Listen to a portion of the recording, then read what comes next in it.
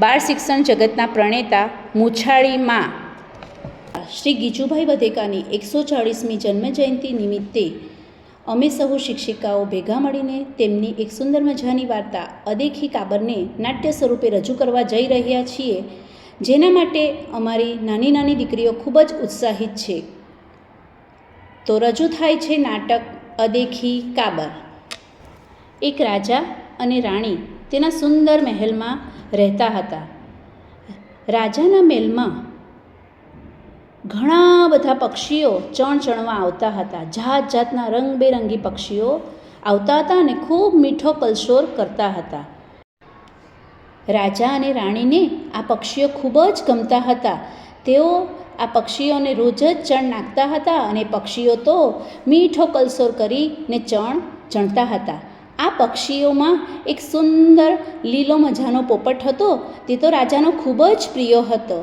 રાજાએ આ પોપટ માટે એક સુંદર મજાનું સોનાનું પાંજરું બનાવ્યું અને પોપટને લઈ જઈને એ પાંજરાની અંદર બેસાડ્યો. પાંજરું તો એટલું સરસ રાજાએ સોના રૂપાનું બનાવ્યું હતું. પોપટને તો એ પાંજરામાં બેસાડ્યો. પોપટભાઈ તો પાંજરામાં બેસી ગયા અને ખુશ ખુશ થવા લાગ્યા. રાજા રાણી તો એને સરસ મજાના મીઠા મીઠા ફળો આપતા અને પોપટભાઈને તો આ મીઠા મીઠા ફળો ખાવાની ખૂબ મજા આવતી. રોજ જ પોપટભાઈને તો મજા પડી ગઈ હતી.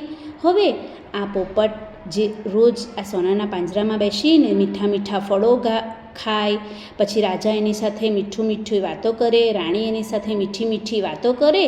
આ છે ને પેલા બધા પક્ષીઓમાં એક કાબર રોજ જોયા કરતી અને આ પોપટની અદેખાઈ કર્યા કરતી. તેને એમ થતું કે આ પોપટને તો કેટલું સારું છે, એને તો એના માટે તો જો રાજાએ કેટલું સુંદર મજાનું પાંજરું બનાવ્યું છે. મારા માટે પણ આવું સરસ મજાનું પાંજરું હોય તો કેવું સારું. આમ કરીને તેની અદેખાઈ કરતી. એક દિવસ રાજા રાણીએ પોપટને મીઠા ફળો ખવડાવ્યા અને પાંજરું ખુલ્લું રહી ગયું અને પોપટભાઈ તો તેમાંથી ઉડી ગયા. હવે આ સોનાનું પાંજરું ખાલી જોઈને કાબરબેને તો વિચાર્યું કે લાવને હું તેમાં બેસી જાઉં, મને પણ મીઠા મીઠા ફળો ખાવા મળશે. આમ વિચારીને તે તો પાંજરામાં બેસી ગયા અને મીઠા મીઠા ફળો ખાવા લાગ્યા. હવે બીજા દિવસે સવારે રાજા રાણી જ્યારે મહેલમાં બાગમાં ફરવા નીકળ્યા ત્યારે ફરતા ફરતા ફરતા પાંજરા પાસે આવી પહોંચ્યા અને પોપટ સાથે મીઠી મીઠી રોજ વાતો કરવા લાગ્યા. જેવી રીતે રોજ વાતો કરે ને એમ મીઠી મીઠી વાતો કરવા લાગ્યા. પણ પાંજરામાંથી તો કોઈ જવાબ મળે નહીં. પાંજરામાં પોપટ હોય તો જવાબ મળે ને. આથી રાજા રાણી બંને વાત કરવા લાગ્યા કે આ પોપટ કેમ બોલતો નથી. આથી રાજાને ખૂબ ગુસ્સો આવ્યો અને તેણે લાકડી લઈને પાંજરામાં ફટકારી. આથી પાંજરામાં રહેલી કાબર ગભરાઈ અને બોલવા લાગી, ધોકા ધોકા નહીં કર રાજા, ધોકે અમે મરીએ, સુંદર રાગવાળો તો ઉડી ગયો, કહે તો કલબલ કરીએ, કહે તો કલબલ કરીએ. આ સાંભળીને રાજાને ખબર પડી કે પાંજરામાં તો કાબર છે.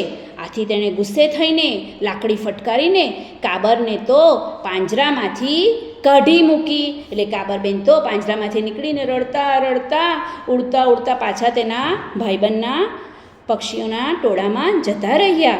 અને પોપટભાઈ તો ફરીથી ઉડતા ઉડતા આવ્યા. મહેલના ઝરોખે બેસીને તેમણે પાંજરું પોતાનું જોયું એટલે ઉડીને પાછા તેના પાંજરામાં બેસી ગયા અને મીઠા મીઠા ફળો ખાવા લાગ્યા. ને રાજા રાણી તો તેના પોપટને જોઈને ખૂબ ખુશ થઈ ગયા. તેમની સાથે મીઠી મીઠી વાતો કરવા લાગ્યા અને તેને મીઠા મીઠા ફળો આપવા લાગ્યા. પોપટભાઈને તો મજા પડી ગઈ. પોપટભાઈ તો ફરીથી મીઠું મીઠું બોલવા માંડ્યા ને જો રાજા રાણી પાસે સરસ મીઠા મીઠા ફળો ખાવા લાગ્યા અને બોલતા સીતારામ સીતારામ બોલતા જાય અને મીઠા મીઠા ફળો ખાતા જાય. અને મહેલના બાગમાં બધા પક્ષીઓ ભેગા મળીને મીઠો કલશોર કરવા માંડ્યા. જોયું બાળમિત્રો, આ વાર્તા પરથી આપણને શું બોધ મળે છે? આ વાર્તા પરથી આપણને બોધ મળે છે કે આપણે ક્યારે પણ કોઈની અદેખાઈ કે ઈર્ષા કરવી જોઈએ નહીં.